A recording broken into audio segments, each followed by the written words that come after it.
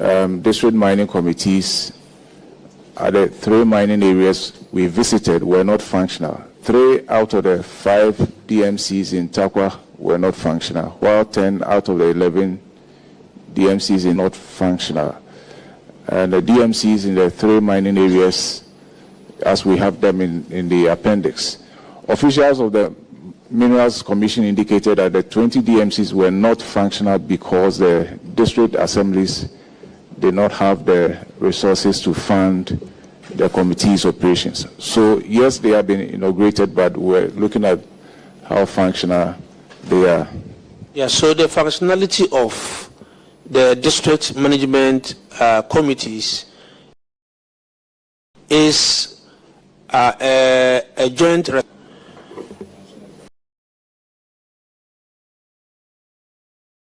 Now, at the end of 2024, they were all inaugurated.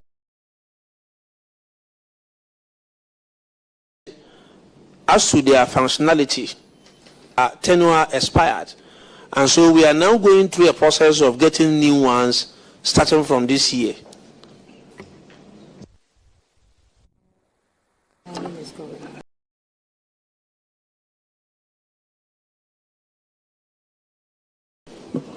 Minister, 10 months, and it's a topical issue now. And if you don't set up these committees,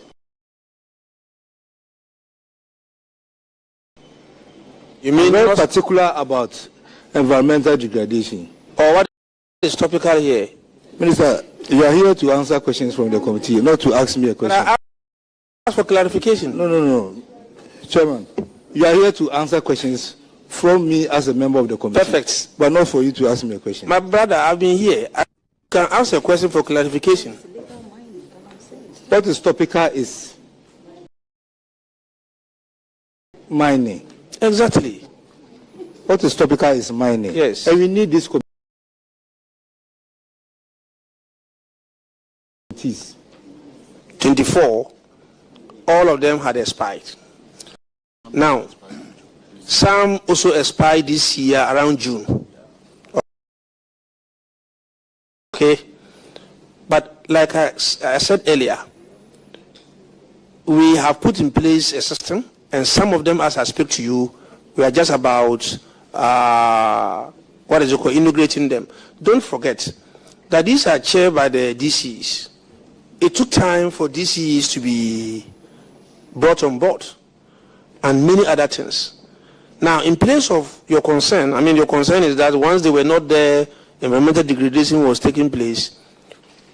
Minerals Commission and EPA were strengthened to ensure that there was effective monitoring, and the Inspectorate Division was asked to take up some of these responsibilities whilst we put in place the committees. So it was not as if we went to sleep and left it like that. We had put in place a stop measure to ensure that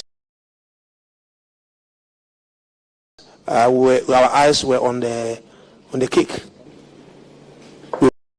With the speed with which you revoke licenses, I think you should use the same speed to integrate and make sure that these committees are functional. So we need some timelines, please. I'm happy you are concerned about this, and we can assure you that within the first quarter of next year, we would have put all this in place. But I'm telling you that in place of these management committees, we have put in place a system, and that system is working. Whilst we try to get these committees back, we were swift in cancelling those small scale.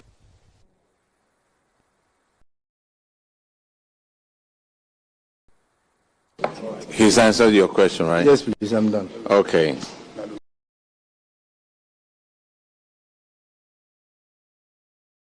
The Honourable Minister, this has to do with strategies to address human resource and facility gaps within EPA not fully being implemented as at then. The district and area offices of EPA did not have enough staff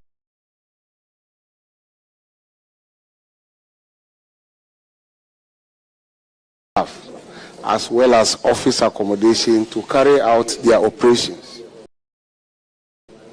How far have you gone about this? Thank you. I think I in my earlier submission, What's up, guys? Russ here. I'm super excited to tell you guys about the new movie, Sarah's Oil. God gave me that land for a reason. It's a sign. I believe in signs. In the 1900s, there was so much tension. Young Sarah Rector has to overcome. It's my land. You want a war? She overcomes it because of her family and her faith. Dear Lord, help me keep what's mine. Her name is Sarah Rector. You're going to be hearing a lot about her. I can't wait for you guys to watch this movie. Make sure you check it out. Sarah's Oil, rated PG. Only in theaters Friday. Tickets on sale now. Vistaprint prints everything to get your brand in front of your fans, like t-shirts, water bottles, and totes, so everyone can gift it, work in it, and take it. Whether it's one of a kind or one for your whole team, if you need it, we print it with 20% off for new customers at Vistaprint.com. as well as logistical resources, we will be able to effectively manage some of these issues. So we are thinking that from now up to the first quarter of next year, we should be able to fully implement this, because then we will have officers in all the districts to help us in this respect. The next one is Honorable Adam Agbana. All right. Thank you, Mr. Chairman. Honorable Minister, the issues identified includes the fact that small mental management. This report is for 2019. Since your entry into the ministry, can you brief the committee on what the ministry is doing to ensure that small-scale miners are given proper training by both the EPA and the Minerals Commission on sound environmental management? Yes, so what I know is that the Ministry of Lands and Natural Resources, a period, organize some programs, training programs for small-scale miners. And we are also utilizing the Ghana Association of a Small-Scale Group.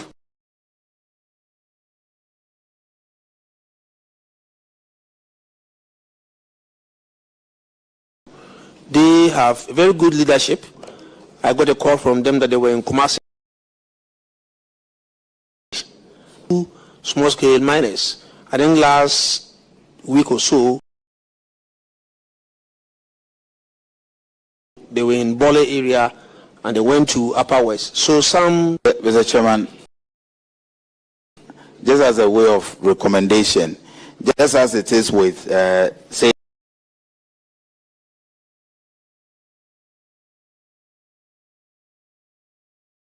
the DVLA, where if you are a driver, education be tied to the license acquisition process.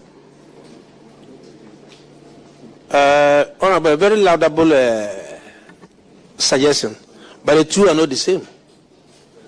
You have a situation where young men and women wake up early morning and they are in the bush mining, and it's been difficult to control them. And you're talking about huge numbers. So for me, we should go to them, sit with them, take them through the process.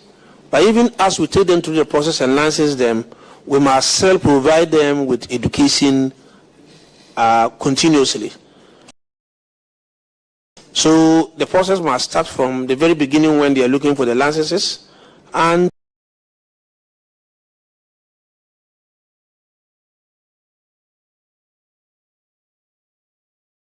it should continue, because we don't allow people to use mercury. So there are new technologies. You have to teach them those new technologies. So your advice, well noted. Honorable Minister, thank you very much for coming to Public Accounts Committee. You are discharged. Chairman, I'm grateful. Thank you.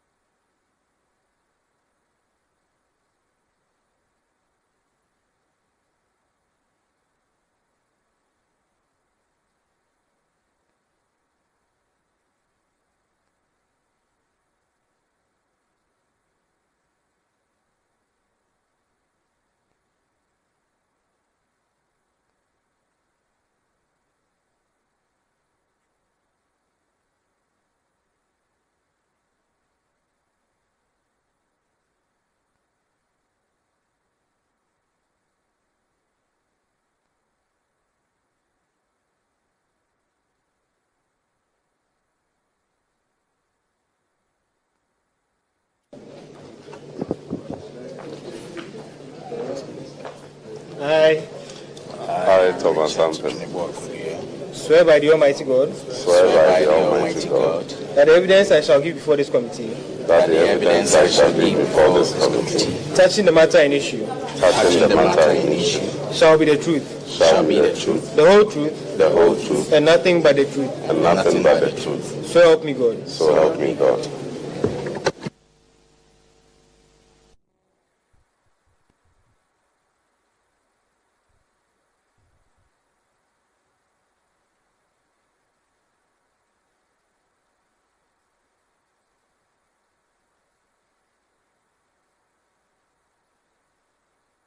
Please introduce yourself to the committee, please.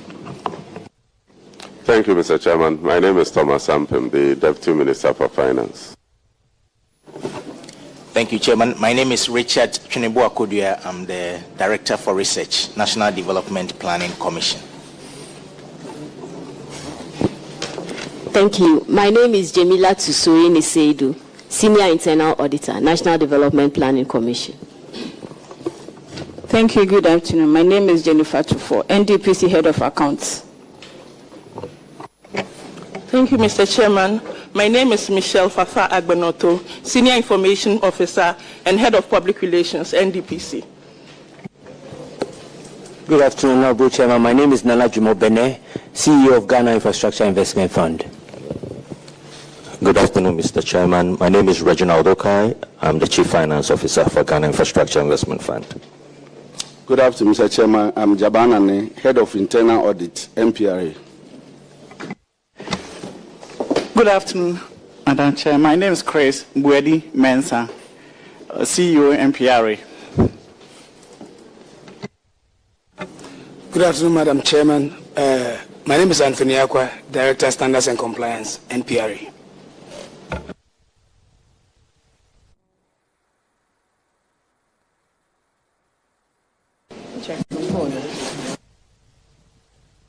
Okay,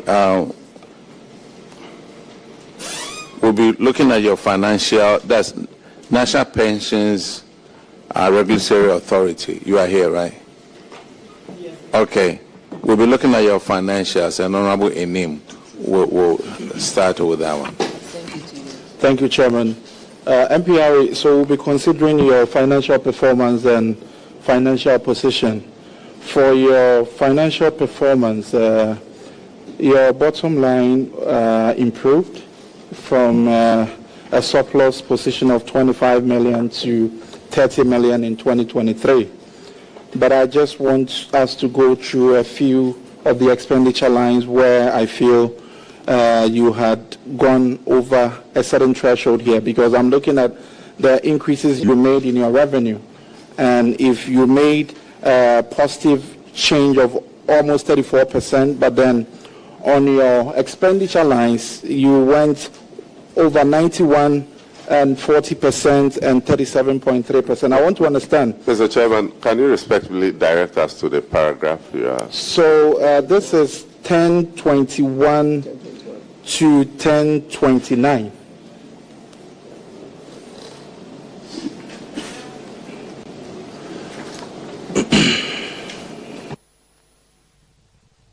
Minister, are you there? Not yet.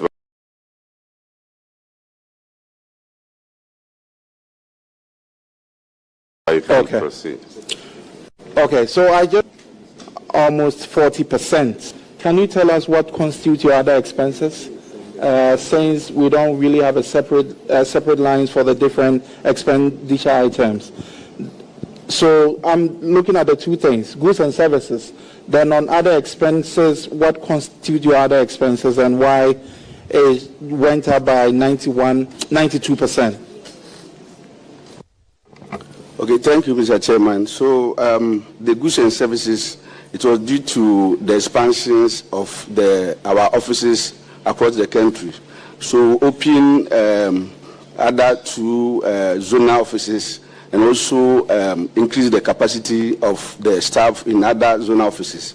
So that led to the goods and services increase. And what about the other expenses? What expenditure lines come under other expenses? So, Mr. Chairman, the other expenses, it has to do with the renovation of some of our existing offices across the zonal offices and other expenditures that did not fall into goods and services. Okay, thank you for that explanation. So we move to your financial position. I think for between 2022-2023, you improved on your current ratio, which is a good sign here. And the bike dealer you trust, trusts Velatric. Hi, I'm Peter, and I'm a Velatric dealer. Velatric just gets it right. The right bikes, the right design, and the right engineering. They're just better than their competition at this point, and that's why I chose to hitch my wagon to them. It's clear they're working with their customers to gather their feedback and implementing them into a line of products that meet the user's needs. Me, I'm a guy who got on an e-bike once, changed my life. A Velatric dealer and an e-bike convert. Welcome to Charlie's Retirement Home. I run Charlie's Retirement Home for the old and sick pets that shelters, people, and animal clinics cannot take care for. So I purchased my first bedsure blanket for myself, and all the animals stole it. They loved the comfort and how plushy it was, and so now it is their blanket. I know I can't give them forever, but if I can give them comfort and no pain, that's all that matters to me. The decisions between yourself and SSNIT was that SSNIT proposed to pay 1 million Ghana cedis for that, and that you found very inadequate for you to carry out your mandate. And you made a counter proposal of 5 million Ghana cedis.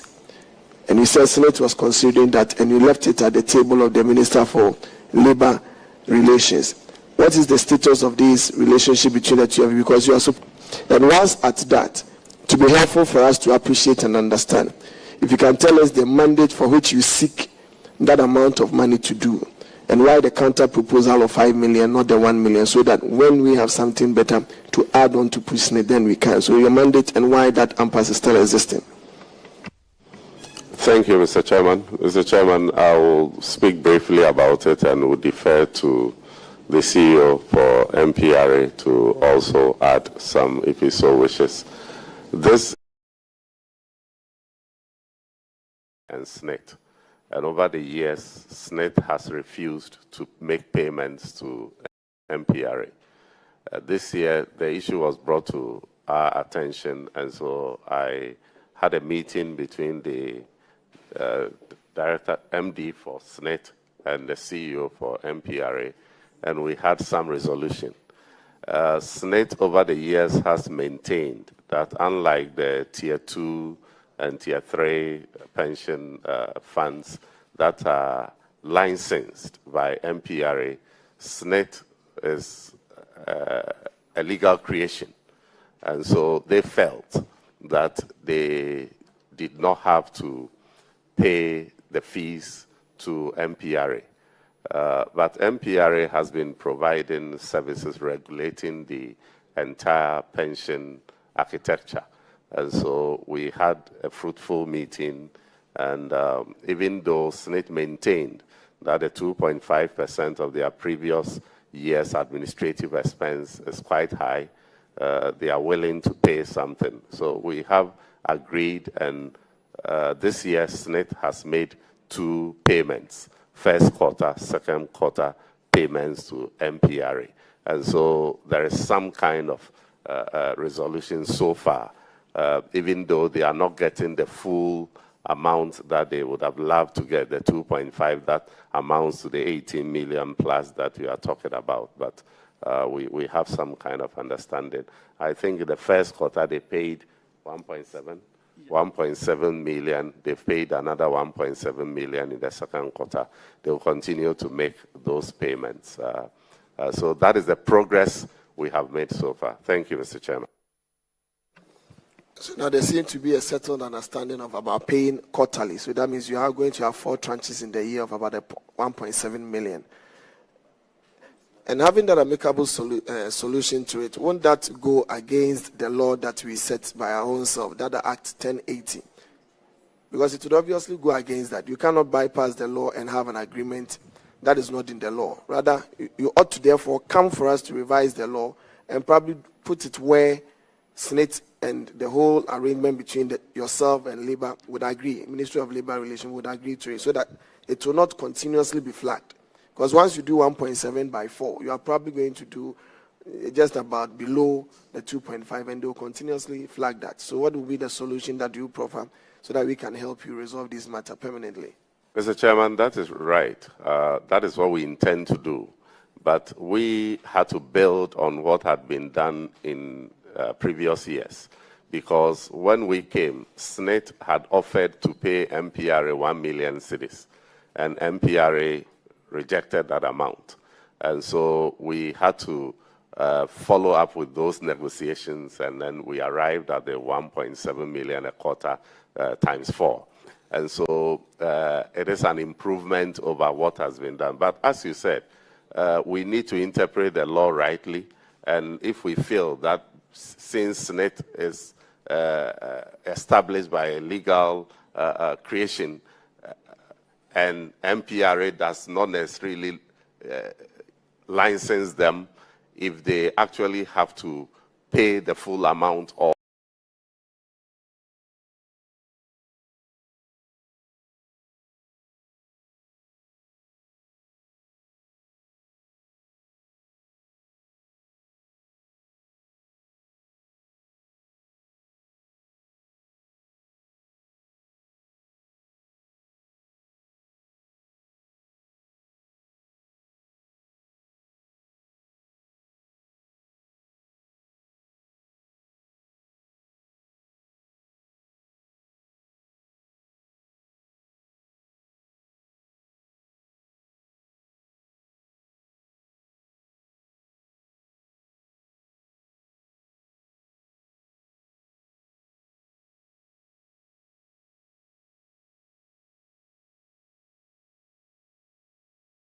or if there has to be some waivers, that is something we will have to. Of this act, that stays the 2.5. All the negotiations we are having is outside. That stays the 2.5. All the negotiations we are having is outside the law, and that is not right. We ought to be within the law up until we are able to set it aside. Because once we start negotiating outside the law, it will give an opportunity for others also to be playing the same line, which will not be beneficial for us. So we must be guided by some of these things whilst we go into negotiations of such nature. Thank you. I totally agree. Minister, is this part of the Fees and Charges Act? It is. And thankfully, you are reviewing the Fees and Charges Act. So maybe you should take the opportunity to fix it and make things right. You go through the process that we usually go through, and then you amend the fees and charges so that you know that you are not doing anything outside the law, but in the law. I know we were told that once we resume, we're going to lay the Fees and Charges Act. But I know it's not late, so you can still effect any changes that you want to. So, Madam Chair, that is actually our plan, and we are working with the subsidiary legislation to do this. Thank you. That notwithstanding, NPRA, SNET will still have to. Who pays who? SNET pays NPRA. SNET pays SNET will NPRA. still have to do the needful. And so, and something that can also enable NPRA carry out its mandate, because it also needs some level of revenue to enable it to carry out its mandate. So, as for SNET paying something, yes, but it should be commensurate with the kind of activities that NPRA takes. That will not also jeopardize the payment of SNET contributions to beneficiaries. So we should look at that.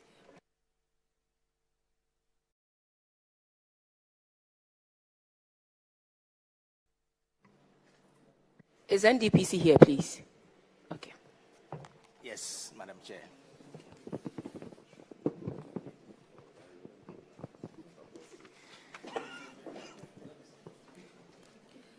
This relates to your financials. But before I go to your financials, share with us your current strategy and what you are doing to help the current government in place to fulfill its mandate in terms of the economic planning issues. Yeah. Thank you, Chair, for the opportunity. So the National Development Planning Commission is mandated to advise the President on medium to long-term development strategy and planning. So on 4-year arrangements, we prepare medium-term. The last one that was done was for 2022 up to 2025, which ends end of this year. So the Commission has put in place a new medium-term policy framework, which from last year through this year, 2025, has been shared with all the decentralized planning agencies. So the MDAs, the MMDAs, and the regions are preparing their development plans in line with this. We've also ensured that the new government development priorities are in line, so that from 2026 to 2029, we will be implementing these programs in alignment with the government priorities. So this has been done. We normally also add the planning guidelines. And I think for this planning arrangement, we have insisted with collaboration with Ministry of Finance and also Parliament that if plans are not prepared, the necessary budgetary allocations will not be made. And we are not just looking at having the plans prepared, but also certified, so that through the certification process, we will ensure a strong and effective alignment between what the planning authorities will be doing and what, as a nation, we also need to do. And that is what we are doing this year. Thank you. And Minister, I will want to use this opportunity to thank the Economic Committee of Parliament for the role they have played in ensuring that all covered entities submit their plans to NDPC. They made a profound statement that if you don't have a plan and you bring your budget here, Parliament will not approve your budget. And so when we were having budget hearings, we ensured that all the covered entities present their plans. We even withheld their third quarter allotments, that until you submit your plan for it to be certified by NDPC, you will not get releases, because the budget must emanate from the plan. If you don't have a plan, on what basis what are you annualizing? And so far the collaboration is working, and I can say that for the first time we have all covered entities rushing to NDPC, and NDPC have also been very, very supportive. I was told that they were working 24/7 to make sure that they work on the plans and submit same to us. And so that progress is being done. Since we are here on NDPC, I think it is important that we talk about the recent infrastructure plan that the NDPC launched. If you have an opportunity to see the plan, you are going to ask him. Okay, let me allow him to speak. That's why I asked that they share with us. Thank you. So let's allow them to. Minister, you can brief us. It's fine. Oh, no, it's a wonderful plan. Yes. And I think it is the way to go. That as a country, we need to have a plan that we work with so that we stop the knee-jerk reaction to implementation of our infrastructure needs. And President Mahama made a profound statement that we need a plan that will live beyond a political party. That is how to develop a country. Thank you. So NDPC, I was going to ask you about the infrastructure plan and ask you whether we can put some measures in place to make sure that it is an infrastructure plan for the nation as a whole, so that beyond 4 years, we can still be guided by the infrastructure plan, because, you know, we all accept that we have a huge infrastructure gap. And so I was going to ask you to share that with us. And also, what are your thoughts, what are your sentiments that beyond the 4 years, can this infrastructure plan live the test of time? That's what I was going to. Yes, thank you very much, Honorable Chair. Yes, the Commission actually prepared the Ghana Infrastructure Plan 2017-2018. So effective 2018, the infrastructure plan has been under implementation. This was the time that the long-term development plan was also prepared, 2018 to 2057. So the infrastructure plan was the infrastructure component of the whole development plan that was prepared, and its implementation commenced. So what we launched recently was just to bring the citizens and all our partners, development partners, the private sector, and other financiers, that we have this plan that has been with us. Implementation commenced, but not all the things that we scheduled to implement were being implemented the way we wanted it. And so, to go strictly by that infrastructure plan, we want to ensure that the plans that are being prepared now for implementation, the infrastructure components will stand out, and then the schedule for implementation, the financing arrangements and all that will be analyzed critically, scheduled, spaced, and also sequenced in a manner that we would not default on the critical things that need to be implemented. So these cover the energy issues, we have agriculture, the roads, highways, all infrastructure components come under this. The beauty of it is that we have a government which has also indicated under a big push arrangement to roll out the implementation of all infrastructure that will support our economic development. We do not want the situation where these programs that will be implemented will not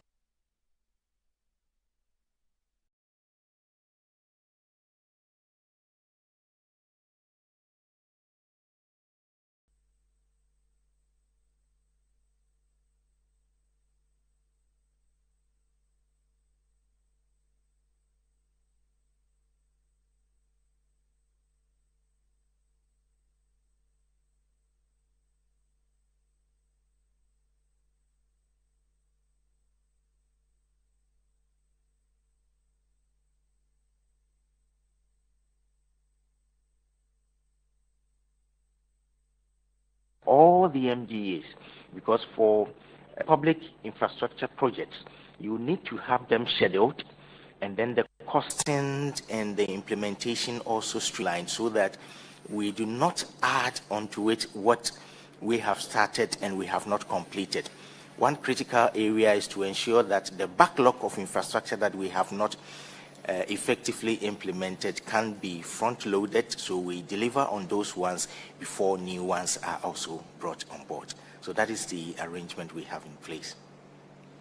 Then I'm convinced that it moves beyond 4 years, and we'll also make sure we support to make us close the infrastructure gap that we have in the country. Let me go to your financial performance. You are able to at least cover your short-term liability, so that is fine. But I want you to look at your goods and services. I realize that your goods and services far outweigh your compensation. What is your staff strength? Thank you, Madam Chair. On the financials, let me pass on to the mic. Thank you, Madam Chair. For the staff strength, including those on posting and secondment, we are about 54. Oh, 54? Yes. Okay. Yes. Because I see a huge goods and services component, but your compensation is, I think, about a little over 1/3 of that. So I was wondering why. But like I said, on the whole, we need to support you to make sure all the plans that you have put in place in the medium-term development framework rolls out as it's supposed to roll out. So you have an ally with this community and with this committee, and we'll be happy to support you any day, anytime you call upon us. So on this note, I'm done with you. Everything's fine. Thank you. Thank you very much.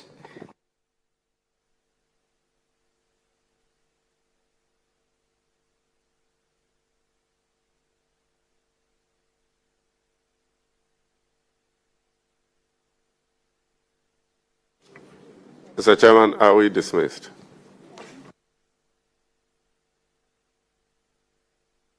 Yes, SNIT is not here, so you are discharged, and then you come with them when they are coming. Thank you. Honorable Minister, we ask that they do not stand in our way of completing this report. Looks like we have attended to almost everybody. Everybody is on schedule. So we ask that we will complete this schedule, this particular one, on Friday, and we'll be grateful if they can attend upon us before we end, so that we can submit this report to Parliament in this very sitting.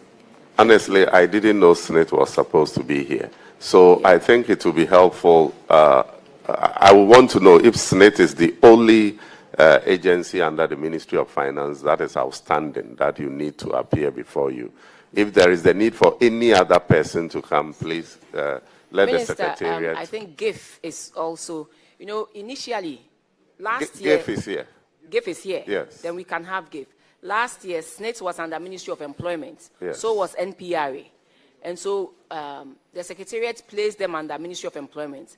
And then on that very day, Ministry of Employment comes to tell us that they are not under them, so they cannot represent them. Then we found out that they were with the Ministry of Finance. Yes, that is true. But because your report shows them under a different ministry, that is why we also didn't bring them. So it is important that you let us know. That is why I'm asking. But GIF is here, so if you have any questions for them, I think they'll be happy to take it so they don't have to appear again. Thank you, Chairman.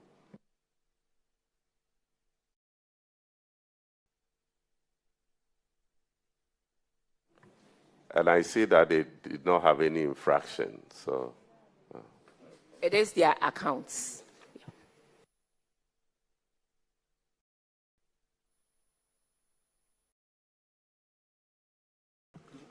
All right, Ghana Infrastructure Investment Fund. Tell us about this interest income.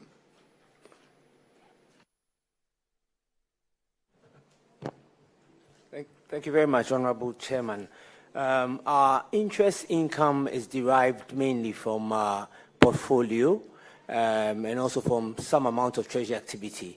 Our portfolio is funded by some international development finance institutions, and it's in hard currency. And so the income that is generated is also in hard currency. When it is translated into accounts, depending on what the forex situation is, you can get some valuation gains out of it. So part of that increase in our income comes from the forex gains during the period. But I see over here to net foreign exchange gains. It is here. Is that different from your... Yes, so, Honorable Chairman, I think part of it is the balance sheet, which is the revaluation of the balance sheet itself, and then on the income line as well. The interests that come on the income line are also paid in hard currency. Now, what constitutes your other income?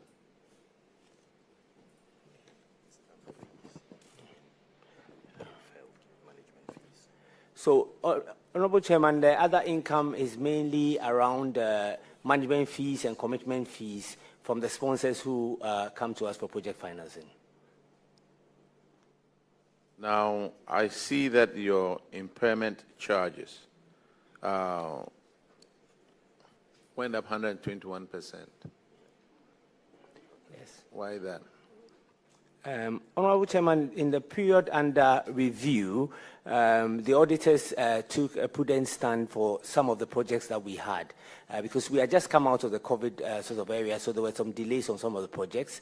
And we had a couple of projects in the energy sector as well, and the energy sector was undergoing some restructuring as well, which put some delays on those projects as well. So that's the recommendation from our auditors to impair those ones.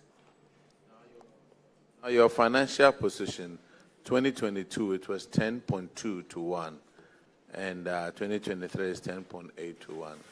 That's pretty good and very impressive out there. You have any questions? Okay, Honorable Konadu has a follow-up, please. Thank you very much, Chairman. For purposes of clarity, he asked about your other income, and you said that is for commitment fee, consultancy fee, and that. But on the account, again, the statement of comprehensive income, you have fees income.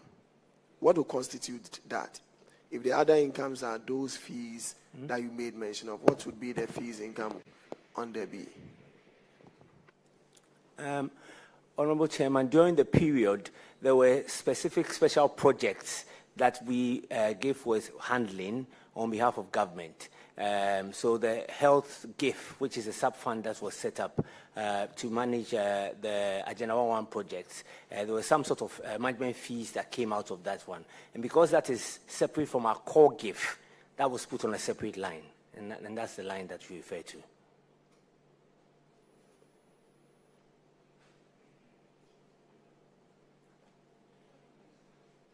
All right, thank you very much. Honorable Minister, you are discharged. Thank you. With your team. Thank you, Mr. Chairman. We are grateful.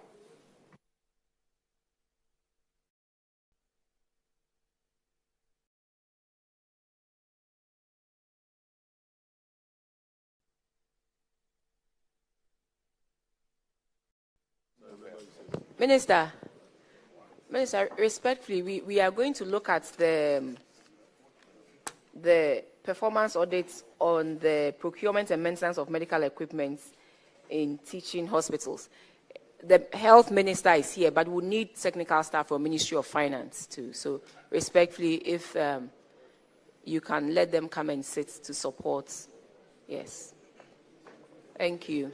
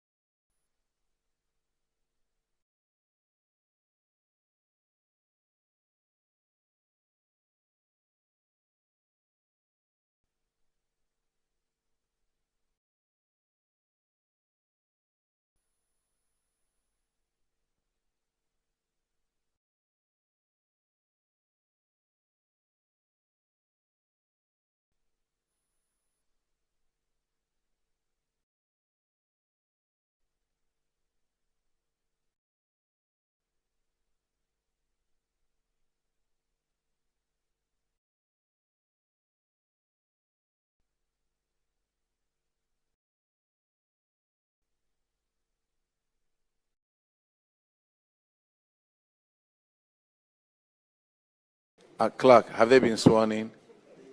Okay, if they could get up and take their oath, please.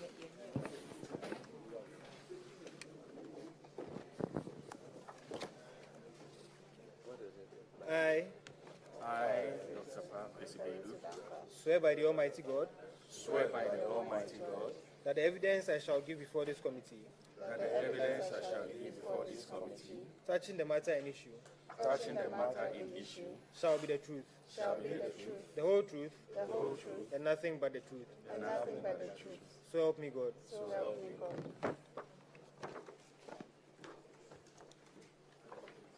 Honorable Minister, could you introduce yourself and the people with you, if they could also introduce themselves? So everybody should be ready to introduce themselves. Thank you, Mr. Chair. I am Grace Ayensu Dankwa, the MP for Esika Duketan constituency in the Western region, and also the Deputy Minister of Health, representing my Minister for Health today. Thank you. Thank you, Mr. Chair. My name is Abubakar Bawa Abdullahi, CEO of Tamale Teaching Hospital. Thank you, Madam Chair, Mr. Chair. My name is Wilfred Ado, Director, Internal Audit, Ministry of Health. My name is Elvis Anaba, Director of Finance, Ministry of Health. Good afternoon, Honorable Chair. My name is Dr. Pakwesi Bedu, CEO, Confanoche Teaching Hospital. Good afternoon. My name is Kofintia Samwa, Deputy Director, Internal Audit, Confanoche Teaching Hospital. Good afternoon, Madam Chair. My name is Nana Yim Are Abebio, Director of Finance, Confanoche Teaching Hospital. Good afternoon, Chair. My name is Fred Ifayeboa, Director of Administration, Confanoche Teaching Hospital. Good afternoon, Chairperson. My name is Hinta Manimbro, Acting CEO, Ho Teaching Hospital. Good afternoon, Chair. I'm Osaibo Edward Bodu, Head of Internal Audit, Ho Teaching Hospital. Good afternoon, Chair. I'm Dr. Emmanuel Senakwesi-Donko, Director Administration, Tamale Teaching Hospital. Good afternoon, Chair. My name is George Tete, the Director of Administration, Ho Teaching Hospital. Good afternoon, Chair. My name is Engineer Samuel Tete, Head of Engineering, Tamale Teaching Hospital.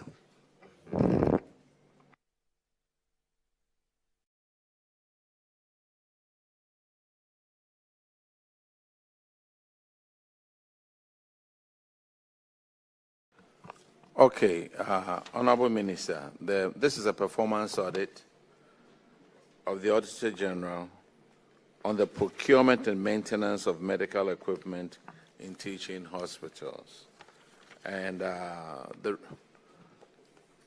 we have a few questions here to ask.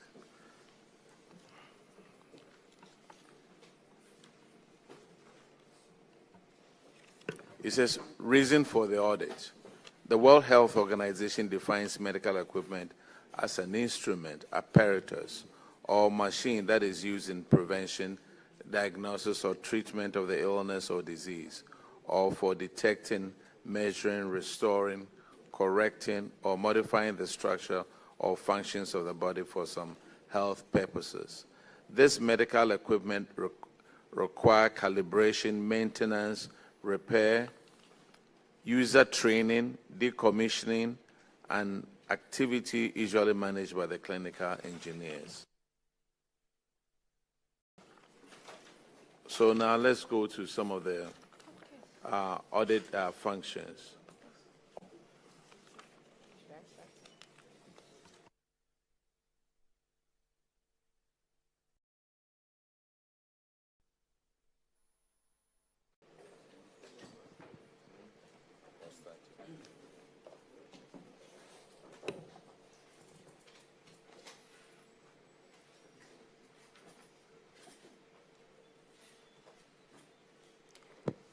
Thank you.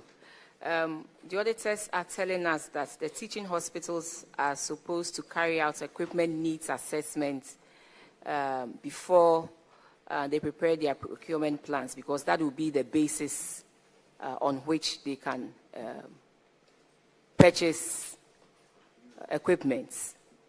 But they noted that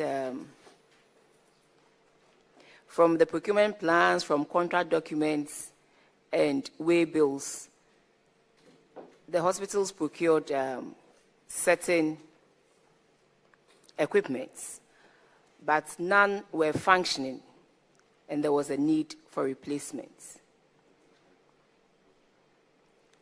They mentioned a couple of the hospitals. There's Kolebu, and there's Kolebu. Specifically, there's Kolebu, and also at the laboratory department, there's Komfo Anokye, and at the radiology department, there's whole teaching hospital.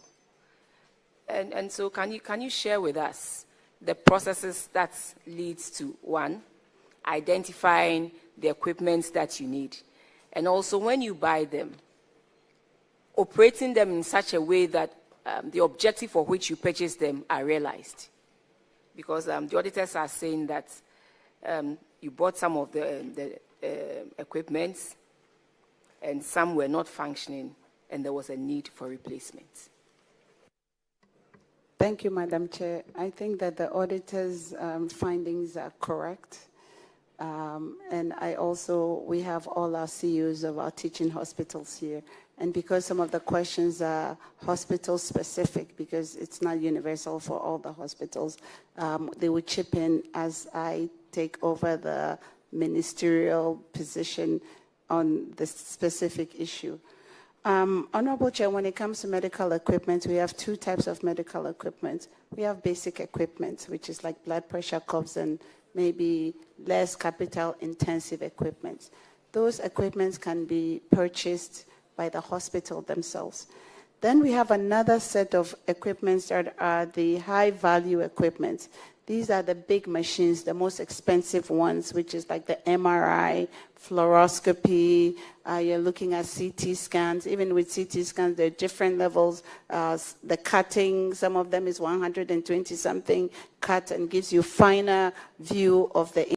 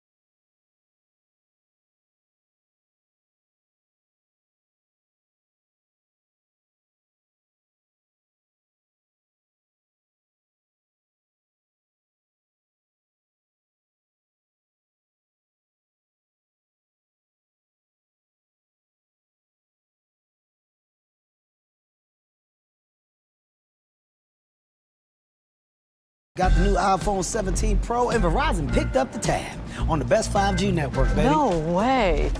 Get the new iPhone 17 Pro and iPad and Apple One, all for $0. I mean, where else would I get it, right?